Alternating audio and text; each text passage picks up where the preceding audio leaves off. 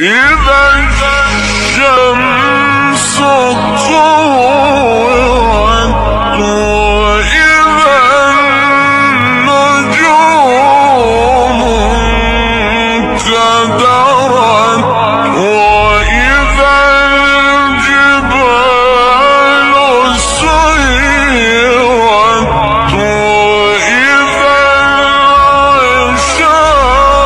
العشار طلعت وإذا الوحوش حشرت